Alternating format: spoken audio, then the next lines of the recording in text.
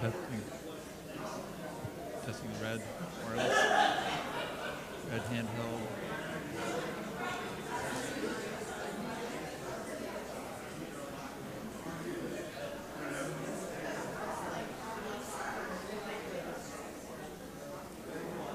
Testing.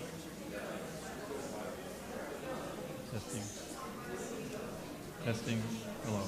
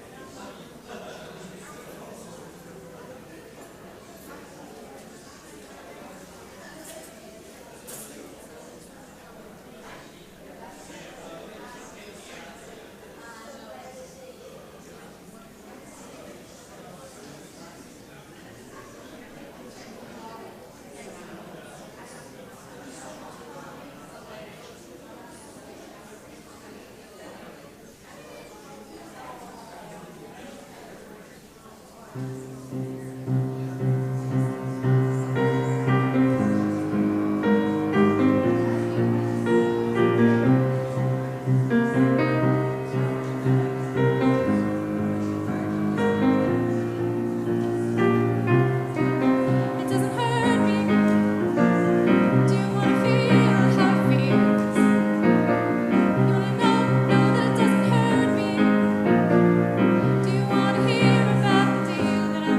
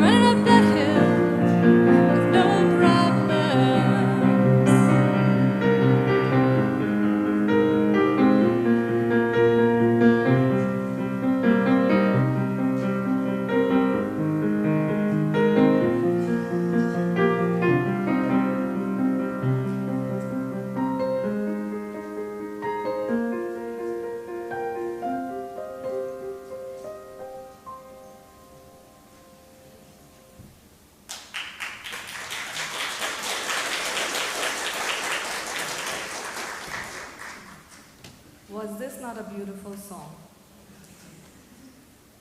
This song was an auction request from the McLeans. Thank you so much. And thank you, Aaron Galloway, for singing this beautiful song to us. Good morning.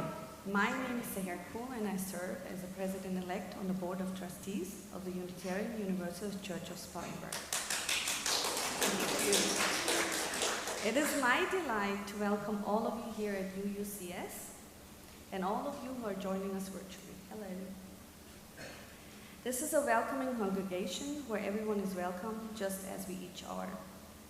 If you're visiting for the first time, we would be happy to get to know you. Please fill out a visitor's card, which may be found in the pocket on the back of the chair in front of you, and place it in the offering plate. And we can share some of our ideas and the life of this congregation and make you welcome to stay and come again and again. There are many important announcements on the sheet titled Connect at the back of the bulletin this morning. Please review for opportunities to participate. This fall, our Mission Covenant team has hosted a final series of gatherings to work on the mission objectives that will guide us over the next few years. Today, after the service, is the final gathering. Whether you have signed up or not, please come. All of us have an idea of what we want this congregation to be. That is to say, we each have a vision for this congregation, and from many perspectives, we'll forge a shared vision. These meetings will help us reduce conflict by having shared purpose and fuse our energy and our gifts together, enhancing the life of this congregation for all. Please also attend the November 18th church-wide meeting, where together we will shape these collective ideas into our mission. Thank you all for making this a place of care and kindness for every one of us. Thank you for making this place of joy.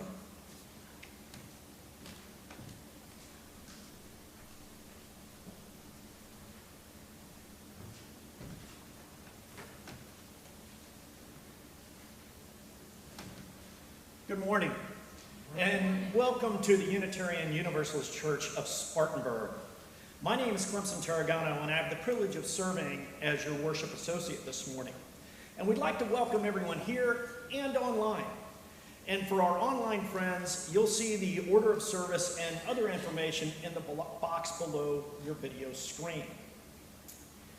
As we begin our service with lighting the chalice, Seher's going to help us with lighting the chalice, and we open with a reading from the book of Job. Who has cut a channel for the torrents of the rain, and a way for the thunderbolt to bring rain on a land where no one lives, on the desert, which is empty of human life, to make the ground put forth grass?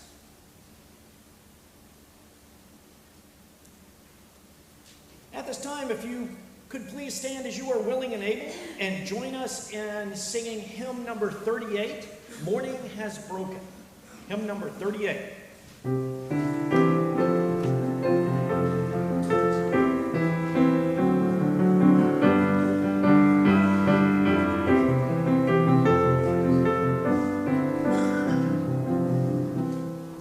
Morning has broken like the first morning. My heart has spoken like the first word.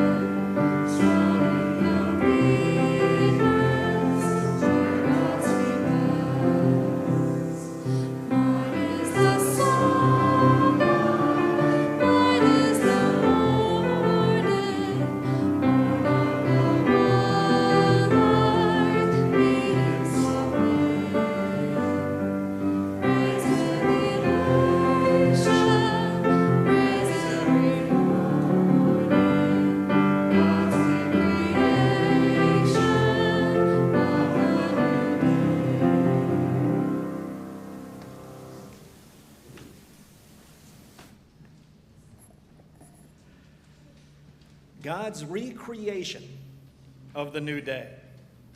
Now is the time for our Rippling Bowl ceremony. And I think this is where we as a congregation begin to cut that channel for the torrents of rain spoken about when we lit the chalice. So let's begin this Rippling Bowl activity with an open mind and an open heart.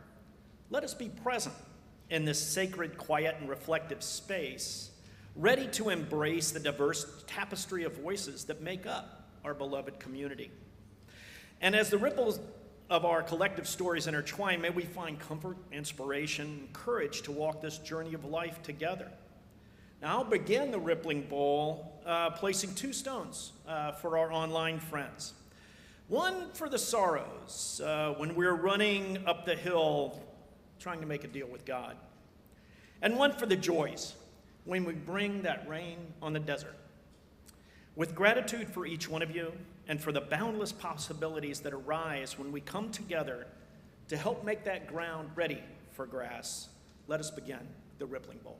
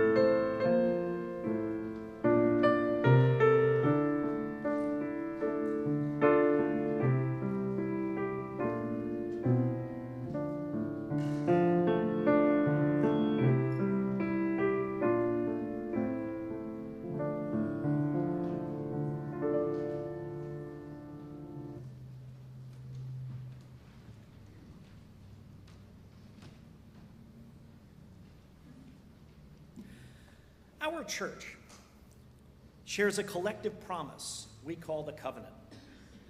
Our covenant, written by and unique to this congregation, provides the practical guidance of how we live out our beliefs together in church-beloved community, and also in our church neighborhood, our city, and the wider world. These words, powerful when they were written, continue to gain strength as we strive to manifest their meaning in our congregation's work. The words you'll find in the order of service, and they reflect the third principle of the Unitarian Universalism idea of acceptance of one another and encouragement to spiritual growth in our congregations, combined with that fifth principle of the use of democratic process within our church. Please find these words in your order of service, and let us join our voices to speak our truth of our covenant. We are a people of faith and hope. Together we covenant to strive to become our better selves, to honor both the critical mind and the generous heart, to prove that diversity need not mean divisiveness, and to respond to systems of violence and oppression with the power of a love beyond belief. And now we're going to put that power of a love beyond belief to work. We're now going to do our communion of souls we call greeting one another. And I think this might be where the prophet who wrote the book of Job might feel the thunderbolt bringing rain to put forth to the grass. As many of us express our thunderbolts of greeting, please be mindful of interaction with others and try to make that energy helpful and useful to them instead of a crashing thunderbolt or thunderous embrace. You might just try a wave or a handshake, a thumbs up, or how you doing?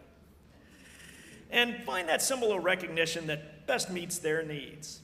And like many thunderstorms, there may be noise and crashing about, but only for a short period of time. Our thunderstorm will diminish, and we will return to our seats when Aaron begins playing. And now, let's commence our thunder of a love beyond belief.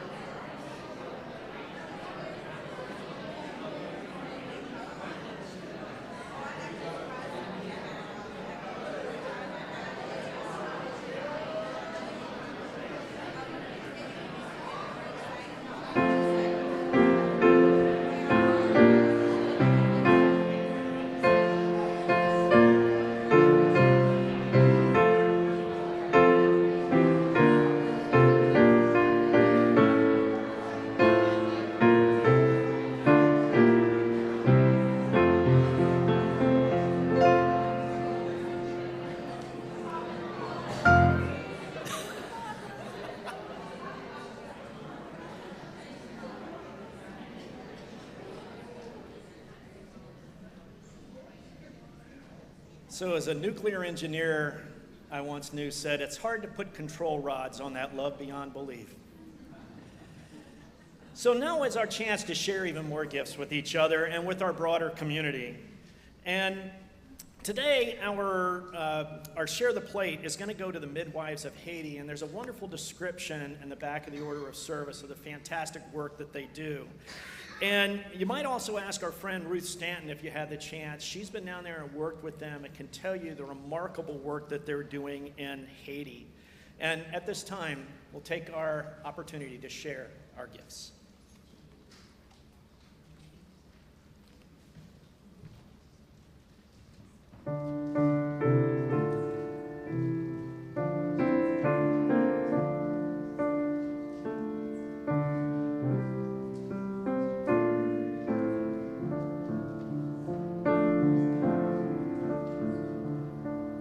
May I be filled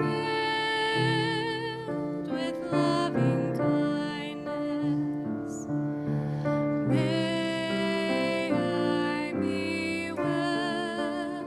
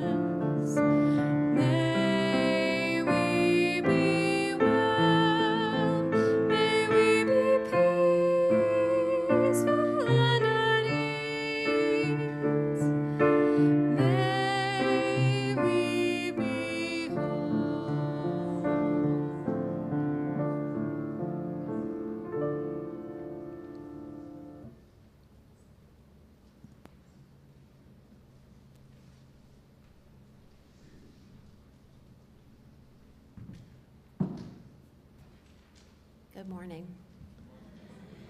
I will be leading us today in our metta meditation. Breathe deeply. Breathe into your heart. We begin by expressing love for ourselves. May you be free of suffering. May you be at peace.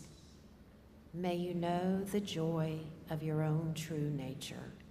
May you be healed. May you be a source of healing for all others. May you know love. We then express love for those for whom we care. May you be free of suffering. May you be at peace. May you know the joy of your own true nature. May you be healed. May you be a source of healing for all others. May you know love. We express love for those we find difficult in small ways and in large. May you be free of suffering. May you be at peace. May you know the joy of your own true nature. May you be healed. May you be a source of healing for all others. May you know love. And finally, we express love for all beings. May you be free of suffering. May you be at peace. May you know the joy of your own true nature. May you be healed. May you be a source of healing for all others.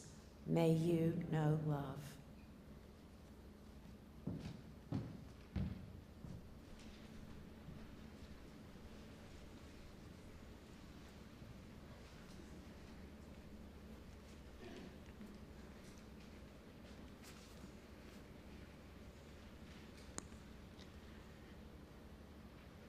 It's common when we're working with a theme for the month for folks to email me or ask for a chance to talk, to explore that theme in more depth. And that's always welcome. Everybody's invited all the time to do that. It's really wonderful to think together and to know each other better in those ways. That invitation is always extended to you. It is rare for folks to engage in intense dialogue about the service theme for the month before it is even the month. And running up to this month and the theme that we're going to work with this month, many people have already reached out to discuss and query and dispute and share around this theme. And so I want to especially underscore, anytime you want to talk about this stuff, we can talk about it. Join me in silence.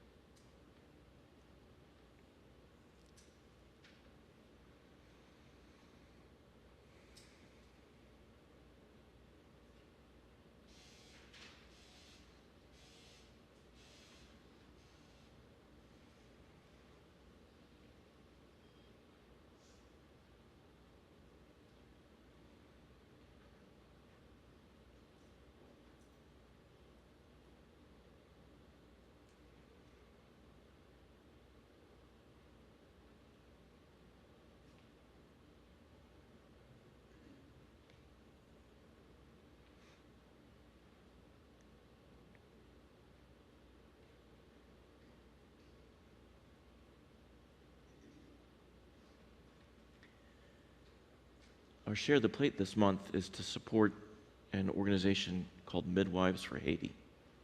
Ruth Stanton has volunteered with this group many times, and we have supported them over the years. Folks who provide maternal care so that children can come into the world with the best chance of life, that one accompanying the one giving birth can offer. You know what's happening in Haiti right now? That country that is just a few miles off our coast.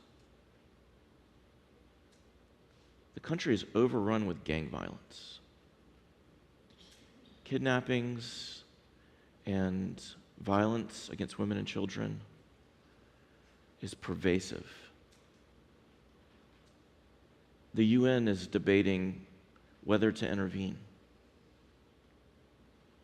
And so when we talk about care for mothers and children, we're talking about trying to offer care for people who are in a cyclone of violence, trying to offer some hope for new life in the midst of unfolding human catastrophe. And this has been going on in Haiti for several centuries. You know, when we think about gang violence in Haiti, it's worth thinking about the original gang violence in Haiti. Haiti was the most prosperous colony in the world, in the 18th century.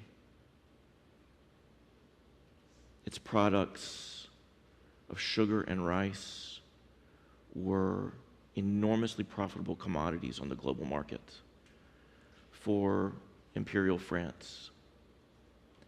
And in the wake of the US Revolution for Independence and the French Revolution for Independence, a third country decided it would try its hand at independence.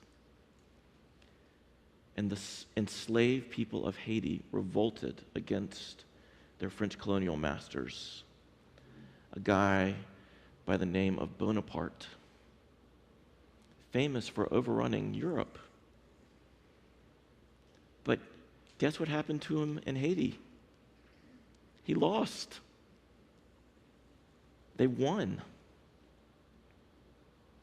And in 1825, France sent gunships to encircle the island and to say to its former slave colony, the price of your independence is a debt payment to us for all that we have lost by losing this colony. And France extorted Haiti at the point of a gun for what today is between $20 and $30 billion of debt payment. This tiny nation held at gunpoint for $20 to $30 billion.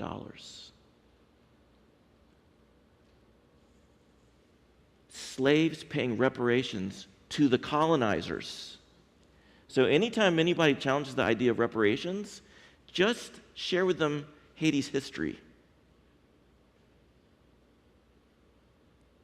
Can you imagine the crushing weight of that debt to a small new nation? It took almost a century for the debt payments to unfold. It was such a heavy weight. And so when we look at the catastrophe of interpersonal and political violence in Haiti, and think about yet another international intervention to try to do something about the situation, and we think about the horror of gang violence to which the people of that country are subjected, a question worth asking is, when was there ever justice for those people? And how have they managed to hold on all this time to make a life? We spent the last month talking about transcendent experience. the emails and conversations that I had coming out of that were mostly very enthusiastic. Next week, Otis Bowman is going to offer another Sunday school class in the fellowship hall at 9:30, the second installment to talk about psychedelics, healing, and the transcendent. I urge you to come. It was amazing last month. And since he presented last month to today, I've had so many board-certified clinicians come to me and talk about how this is real and they can't wait until it's legal because they really want to use these therapies. It's so amazing. I urge you to come and hear what the science is and what these experiences are, what it's like, whatever our beliefs are. This is not about faith and belief. What it's like to touch ultimate reality and to feel paradox of life and death, of fullness of emptiness, of pain and ecstasy somehow hold together inside our bodies and in the interconnected world all around us. A vast experience of beauty and transcendence that our holy books tell stories about, and our religious traditions enshrine in ritual, and our poets speak about in ecstasy, and our artists share with vivid line and color, that we experience in intimacy and love, that we feel on mountaintops and under desert skies at night. The power and beauty of this experience, and the wonder that as we talk about the beauty of our cosmos entering into our being, breaking us into joy. Over and over again, those stories are not most of all about that experience, but about how we bring back from that experience a consciousness and a power, sometimes a skill, for healing in our world. When Otis shares with us each month about psychedelics and the transcendent, the key third element of his presentations is on healing and how powerfully therapeutic these experiences are for people who are suffering in our life. The transcendent is not about escape, but about what we can draw out of it to help each other out in this world, in this life. Because no matter how amazing our spiritual experiences may be, no matter what rapturous breakthroughs may come to us, sought or unbidden,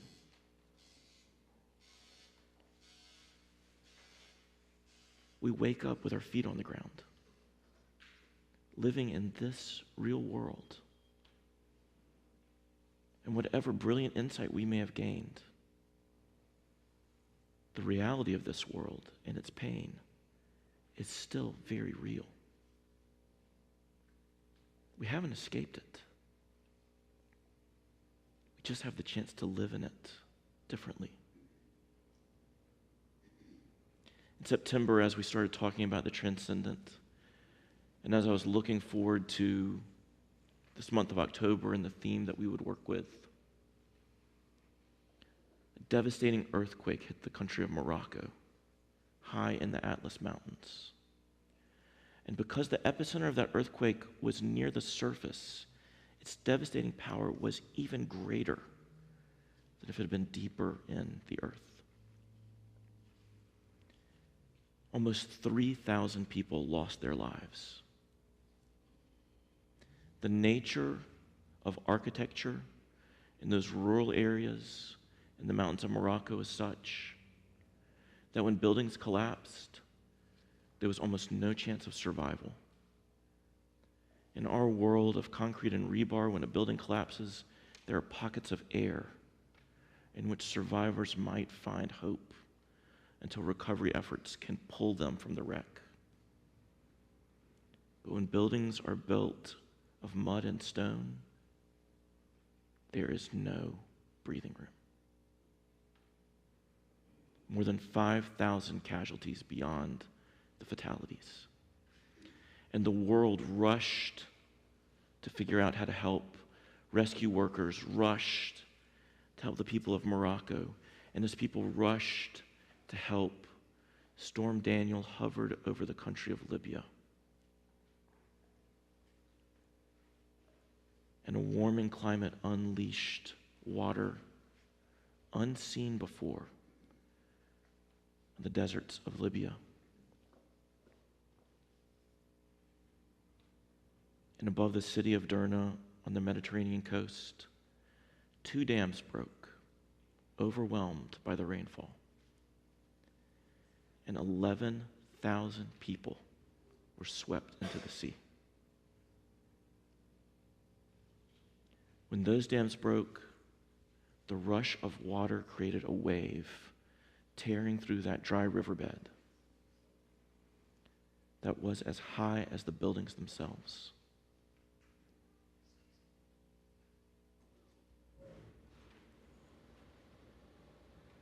Earthquakes and floods.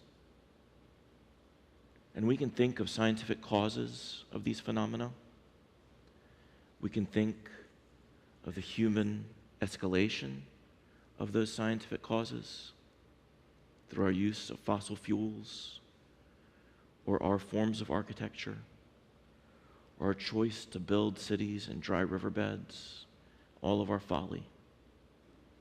We can think about the failures of governments to maintain infrastructure. And we can think about the civil fallout from conflict and war and political upheaval, and how the people who suffer most from war are the civilians who are non-combatants just trying to eke out a life in the world. We can think about failed warning systems in Hawaii, in our own country, when devastating fires consume an entire city, as well as in villages half a world away. We can name many causes.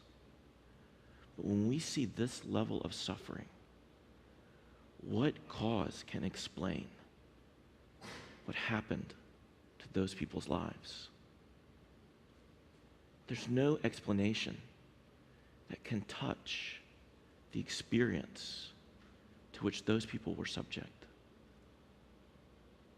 And when we think about earthquakes and fires and floods all around the world,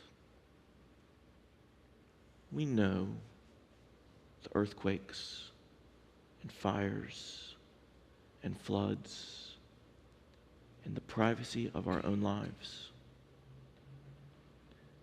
We know the tidal wave that came storming into our life and that swept us into churning waters when we were just a kid. Or the earthquake that shook our world to wreckage and dust when we thought we had it made and life was set. We know the fires of disease and sickness that have reshaped our bodies and our lives and everything that we thought life would be. We know the ravages of disaster, public or private.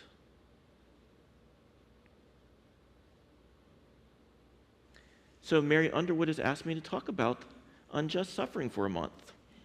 Everybody excited? It sounds so fun. Mary has asked that I think with you about the problem that is put to us by a book many of us don't want to touch. A book that comes to us out of Hebrew Scriptures, the book of Job.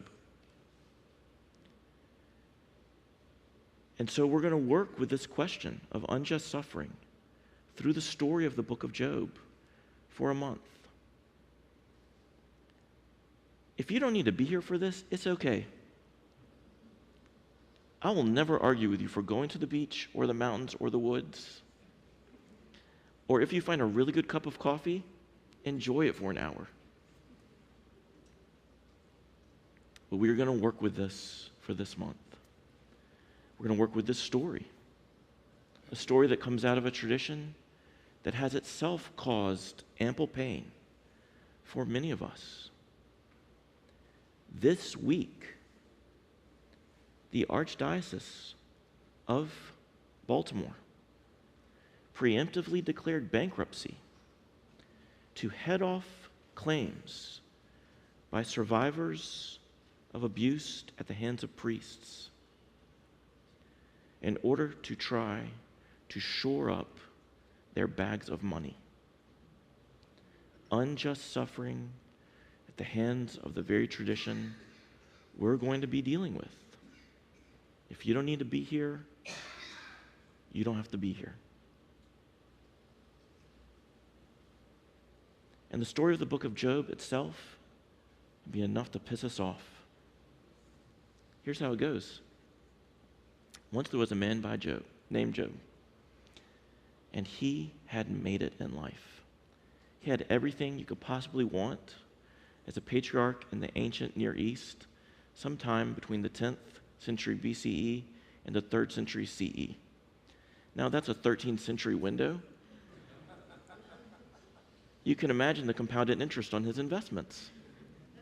This guy had it made. And not only was he rich, but he was actually a good rich guy, not one of the bad ones who complains about how he's the greatest victim in the world, right? Right? Talk to 11,000 people in Libya. This was a good guy. And as our Puritan forebears would have it, his goodness was expressed by his wealth. Wrong, but that's the story.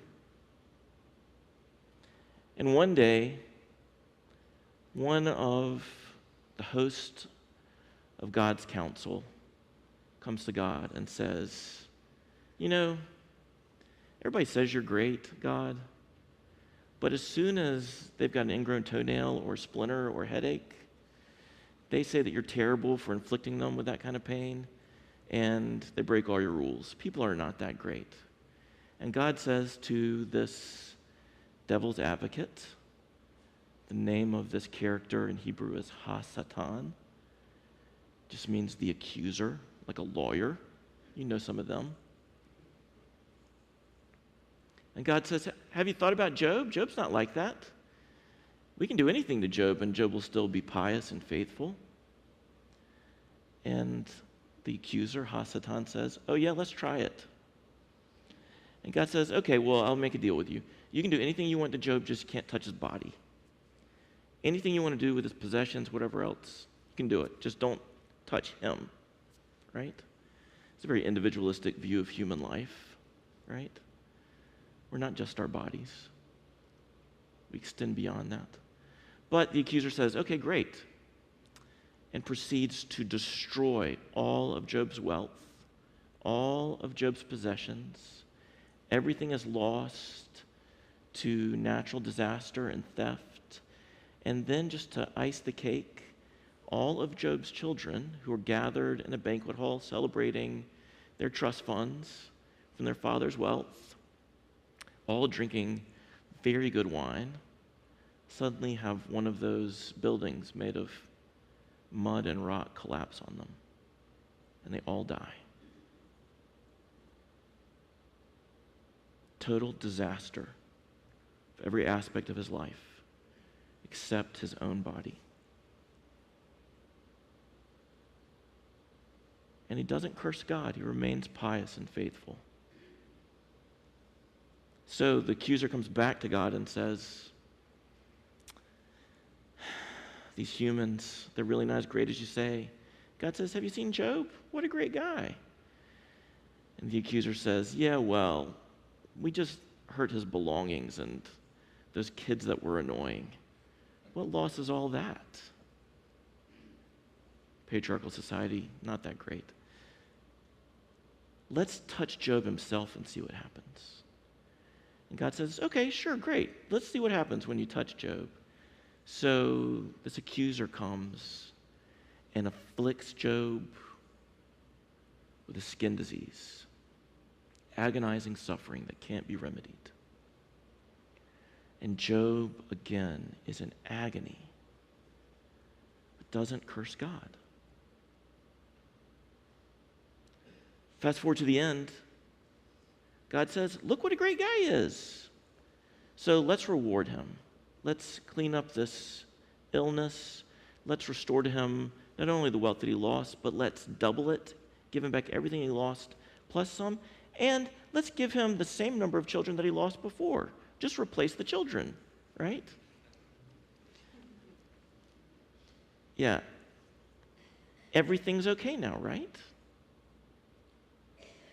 What? This story is infuriating. It's so insulting to everything we value most as human beings. Don't even think about touching my kids. I love to read Gandhi, and I like to think of myself as nonviolent, but touch my kids, and it's more than cuss words you're going to get from me, right? Don't do it. And this is the story of Job. Just behave, just do the right thing. You might have some hardship, but it'll all come back to you because you were a good boy, right? The most simplistic understanding of karma you could possibly have. Do the right thing, good things come to you. Life isn't that way. Life isn't that way, and we know it. And to hear the story just feels like a dagger. It feels like an insult. So, when we read this story in the Hebrew Scriptures, we find that stuck into the middle of this infuriating story is a poem. And the poem says, "What? Are you kidding me?"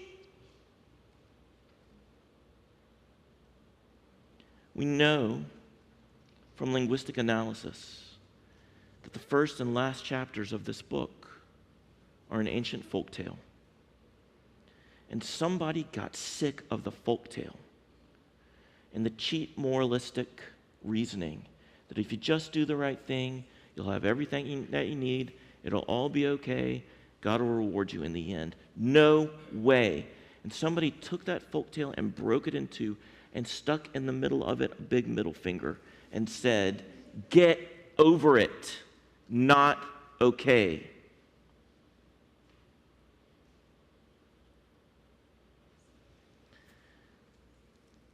Have you ever stood in the line at a funeral and somebody came along to shake your hand and they said, well, what'd they say? They're in a better place. What else did they say when they shook your hand at that line at the funeral home? It's all okay. What? This is a person that I love. Not okay. It's not okay. Hilariously, our own hymnal includes some citations from Job. This is mostly a good book. It's a famous passage from Job where Job encounters God and has a transcendent experience. We'll get to that in a couple weeks. And Job experiences the majesty of creation. But it's terrifying. It's a sublime experience, not a comforting experience. So if you look in the back of this, you can open it up. If you look in the back of this hymnal, all the way back in the indexes where only ministers get lost, on page 657, there's an index of all of the authors whose work has been gathered into this beautiful anthology of our silver hymnal. And you can see second from the top in the left-hand column, Job. And there are 3 citations.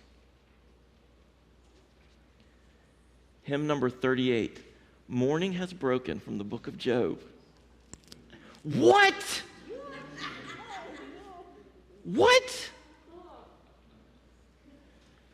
Then I personally afflicted Clemson today. I'm your personal Hasatan, Clemson. 2 beautiful readings about creation that pose the question, Who does this? It's a great question for you to use. Is there a creator or not? What is the origin of the natural world? Great questions for us to consider. What? That's not what this book is about? Over and over again, human culture, even the best, most thoughtful, serious, progressive, hardworking, challenging, transformative traditions like our own that I love, constantly try to cover this stuff up. What? No. So we break it open and give God a middle finger. It's in the Bible. Anybody who told you you can't cuss God out has never read the Bible. And you can tell him I said so. Over your middle finger. What? What? No. No. Our children are more valuable than that. The kids in Haiti are more valuable than that. You can't just replace them. The loss of 20 or 30 billions of dollars in debt repayments to France, that can't be replaced. 2.5 centuries of political violence has unfolded. People's lives destroyed. What? No. It's not okay.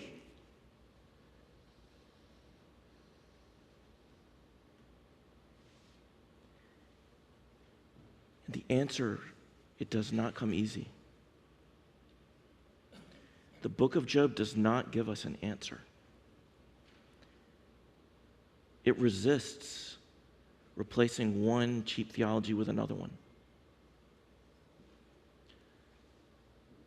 When we work through this, you're going to see why I say it doesn't matter whether you believe in God or not. That's not the point. This book doesn't resolve that question. We're going to value all those perspectives and how they collide with each other. This book doesn't say, just be kind to each other and help each other. It's not enough in this book. We're going to see friends fail each other.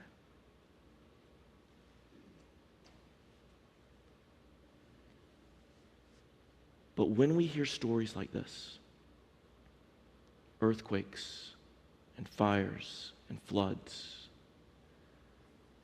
half a world away or in our own private lives, our response, what? It shows us something. Because the fact that we say, what? Means that somewhere deep in our souls, deep in our humanity, we carry a vision of what life should be. And whatever reality is, however unfair life just is, whatever we have to deal with, not because we deserved it, but just because it's what it is. What? There's a part of us that immediately revolts.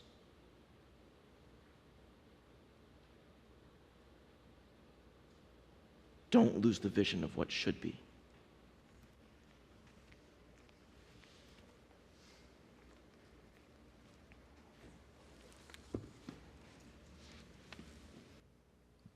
Please stand with me as you're willing and able and sing hymn number 132 in your gray hymnal.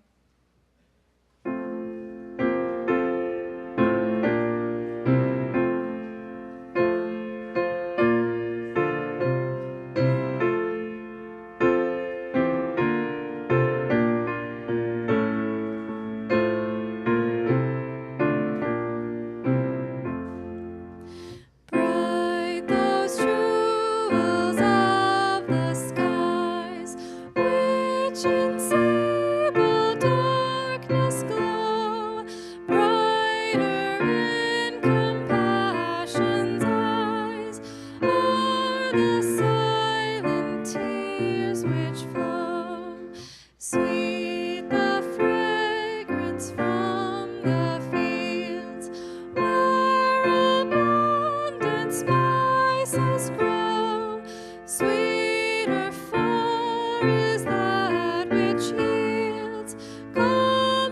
to the sick and low. Grateful are these gentle dews on the greening grass each fall. Far more grateful what renews comforts to the poor who call.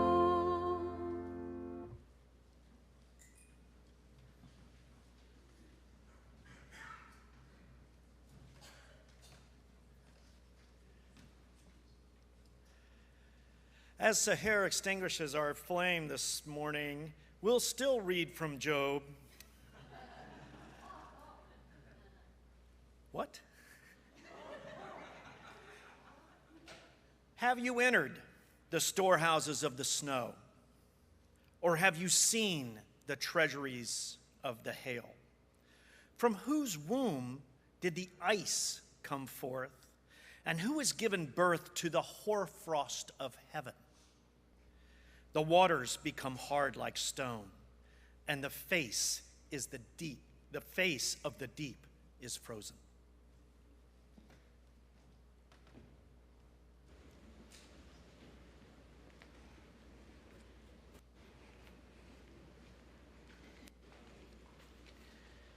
You suffered your affliction well, Clemson.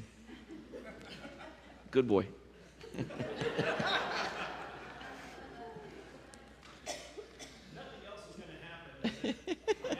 I think it's going to happen to me.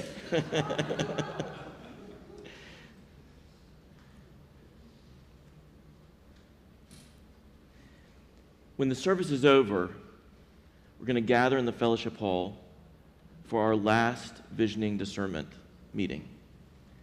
Whether you have signed up or not, please come. The sessions so far have been so rich, so valuable. The takeaways have been uncomplicated and clear, and if we implement only a few of them, they're going to totally disrupt how we do church here. So you need to come and offer your view. You need to be a part of this. Please, please, please, please, please, please come and be a part of it. If you didn't bring food for potluck, just eat other people's food. The storehouses are full. It's okay. It may be chaotic. It may be frustrating. We may get in each other's way. Please come. And then, next Saturday, if you would like, you can drive to Columbia and join the first gathering of UUs from across our state in memory. The South Carolina UU Justice Alliance is holding a gathering with information sessions and more really good food that you don't have to bring, and games for kids. We've got 8 folks from our congregation going, and more can go. It's not too late to sign up. Please go. Or if you stay in town, Proud Mary Theater Company is going to hold a fundraiser yard sale here at the church. Come and buy something that somebody else didn't have room for in their storehouses and help fund this vibrant theater group in our community. And then on Sunday, Otis Bowman is going to offer his second installment of his Sunday class on, I didn't say Sunday school, Sunday class and on psychedelics, healing, and the transcendent. It was amazing last time.